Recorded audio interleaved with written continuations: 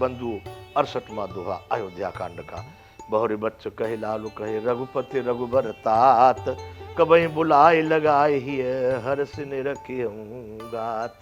राम वत्स, बच्चे वत्स, मुन्ना, माता प्रेम से अपने बच्चों को बोलती है ना, कहकर के, लाल कहकर, रघुपति कहकर, रघुबर कहकर बुलाते, रघुबर आओ,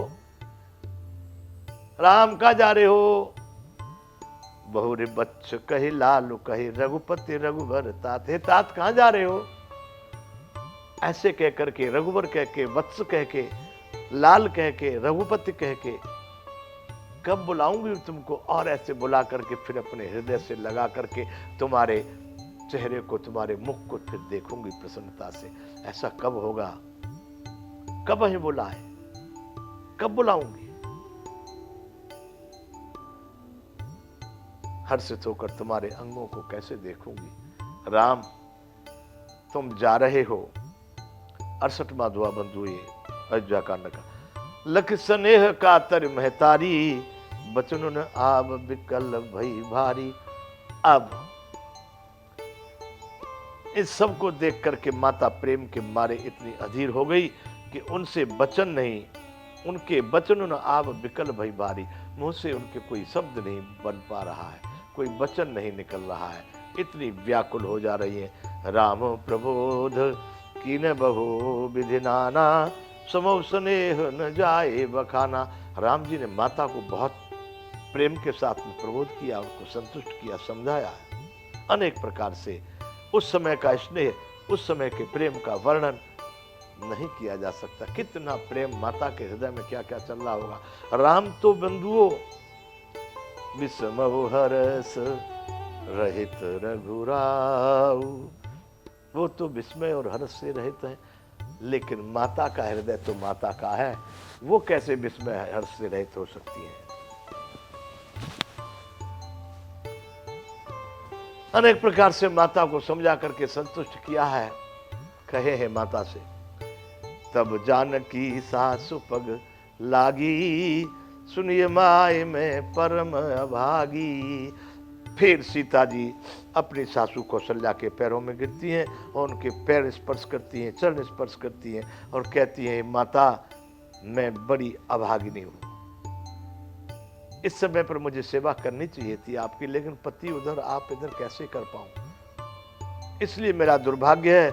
सेवा समय देव वन दीना, मोर मनोरथ सुफलन कीना। मुझे आपकी सेवा करनी चाहिए थी इस समय पर, सेवा का समय था, आपकी पिता की, पति की शव की सेवा करनी चाहिए थी, लेकिन देव भगवान ने, विधाता ने ऐसे समय पर हमको वन को भेजने की व्यवस्था कर दी है। मेरी सारी मनोकामनाएं सफल नहीं हुई, मेरा मनोरथ सफल नहीं हो पाया,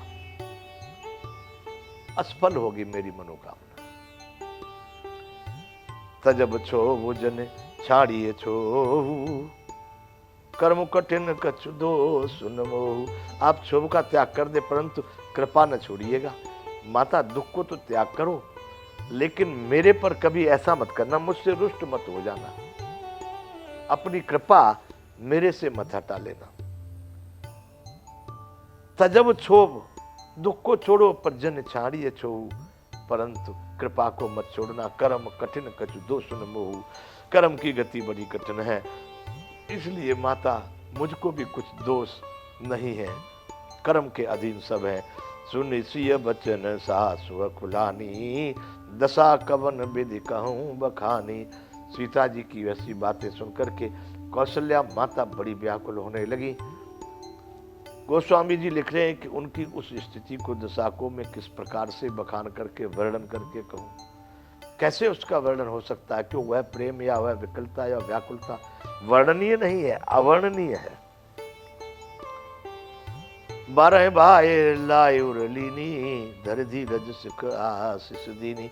बार बार माता ने अपने हृदय से लगाया और धीरे धर करके सीता जी को बहुत प्रकार से शिक्षा दी और आशीर्वाद दिया है। कह रही है कि अचल हो अहिवा तो तुम्हारा, जब लगी गंग जमुन जल धारा। सीता तुम्हारा सुहाग सदैव अचल होगा, अमर होगा। जब तक गंगा और जमुना की इस पृथ्वी पर धारा है, तुम्हारा सौभाग्य यानी सुहाग पति अमर रहेगा। इस तरह का आशीर्वाद दिया है। सीत है सासु असीस सिख दीन अनेक प्रकार, चली नाय पद पद मुसिर अति हित बार है बार। सीता जी को सास ने अनेक प्रकार से सिख शिक्षा और अनेक प्रकार से आशीर्वाद दिया है, आशीष दी है, शिक्षा दी है। इस प्रकार से सीता जी उनके चरण कमलों में सिर झुका करके अति हित बार है बार, सीता जी बड़े ही प्रेम से बार बार चरण कमलों में सिर झुकाती है माता के, और फिर वहां से अब चल देती है। इधर सीता जी, राम जी भी आज्ञा ले लिए चल देते हैं। सीता जी को आज्ञा मिली चलने की। इतनी देर में होता यह है कि समाचार जब लक्ष्मण पाए, व्याकुल बिकल बिलख बदन उठे धाये। लक्ष्मण जी को जब ये समाचार मिला है कि राम जी वन की तैयारी कर रहे हैं, दिया गया था राज्य, अब जा रहे हैं वन को, जब ऐसे समाचार लक्ष्मण जी ने पाए तो व्याकुल बिलख बदन उठ धाये, बड़े व्याकुल होकर के उदास मुख से उधर दौड़ पड़े जिधर राम जी थे। ऐसे कैसे भैया चले जाएंगे वन को, हमको छोड़ के। कंप पुलक तन नयन सनीरा, गए चरण यते प्रेम अधीरा। उनके शरीर में रोमांच हो रहा, कप कप यार नेत्रों में आंसू भरे हैं। प्रेम से अत्यंत अधीर होकर के उन्होंने श्री राम जी के चरणों को जाके पकड़ लिया। राम जी चल रहे थे तो राम जी के चरणों को लक्ष्मण जी ने पकड़ लिया है। राम जी को कहे न सकत कछु चितवत ठाड़े, बोल नहीं पा रहे हैं, इतना बड़ा अनर्थ हो गया। राज तिलक होना चाहिए था, उसकी जगह पर वन की तैयारी करके राम जी चल रहे हैं। क्या कहेंगे उनसे जो सदैव अपने प्राणों की तरह से राम जी के लिए ही समर्पित है, वो अब क्या बोल सकेंगे राम को। कहे न सकत कछु चितवत ठाड़े, मीन दीन जन जलते काढ़े। ऐसे दिन हो रहे मानो जल से मछलियों को निकाल के फेंक दिया गया। बंधु बड़ी तड़पती है मछली पानी के बिना। अब पाप है कि पुण्य है वो तो लोग जाने, लेकिन मछलियों को भी लोग बहुत दुख देते हैं। बड़ी समझदार, उसको खेल करके देखो, हमारे तालाब में कुछ मछलियां हैं, लोग खिलाने आते हैं। जो एक पत्थर मार देता है उनकी परछाई से भी दूर भागती है, जो खिलाता है उसकी आवाज से भी मछली बाहर आ जाती है। तो बंधुओं, जिस तरह से जल से निकालने पर मछली दुखी होती है, दीन हो जाती है, वैसे ही लक्ष्मण जी राम जी की ओर देख रहे हैं, कुछ बोल नहीं पा रहे। सोच हृदय विधि का होनहारा, सब सुख सुकृत सिरान हमारा। मन में उनके में बहुत बड़ा सोच हो रहा है, हे भगवान ये क्या होने वाला है, क्या हो रहा है? क्या हमारा सारा सुख और पुण्य सब नष्ट हो गया, सब पूरा हो गया? अब यहां से आगे हमारे सुख और पुण्य की सीमा समाप्त हो गई क्या? बड़े दुखी भाव से लक्ष्मण जी अपने मन में विचार कर रहे हैं। मुकहु का कहबर गुना था, रखी है भवन के लय है साथा। राम जी मेरे लिए क्या कहेंगे? देख रहे हैं सीता जी की तरह से वो भी बड़े व्याकुल, कहीं मने तो नहीं कर देंगे, जाने से रोक तो नहीं देंगे। मोकहु का कहीं रघुना था, रखी है भवन के लय है साथा। मैं तो आज्ञा टाल भी नहीं सकता हूं, उनसे कोई हट भी नहीं कर सकता हूं। कह देंगे यही रहना है तो रहना पड़ेगा।